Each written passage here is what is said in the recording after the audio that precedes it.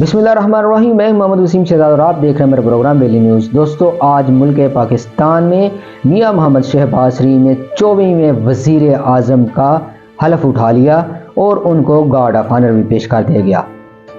اور ادھر election commission نے سنی اتحاد کونسل کی درخواست مخصوص نشستوں کے لیے مسترد کر دی۔ الیکشن کمیشن کا فیصلہ، ادھر سنی اتحاد کونسل اور پی ٹی آئی جو ایک مخصوص جماعت ہے جو سنی اتحاد کونسل میں ضم ہوئی ہے، ان کی 77 مخصوص نشستوں کو مرحوم کر دیا گیا ہے۔ دوستو، الیکشن کمیشن نے فیصلہ محفوظ کیا تھا، جو 4-1 سے فیصلہ محفوظ کیا گیا تھا، وہ آج سنا دیا گیا ہے۔ انہوں نے یہ کہا ہے کہ سنی اتحاد کونسل نے خواتین کی مخصوص نشستوں کے لیے نام کی لسٹ جمع نہیں کروائی، جس کی وجہ سے سنی اتحاد کونسل کو مخصوص نشستیں نہیں دی جائے گی۔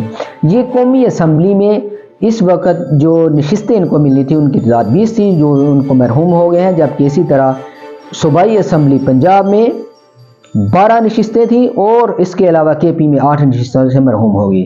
اسی طرح سنی اتحاد کونسل 3 جو مخصوص نشستیں تھیں اقلیتوں کی، ان سے بھی مرحوم ہوگی، جبکہ سنی اتحاد کونسل نے اس فیصلے کو چیلنج کرنے کا فیصلہ کیا ہے۔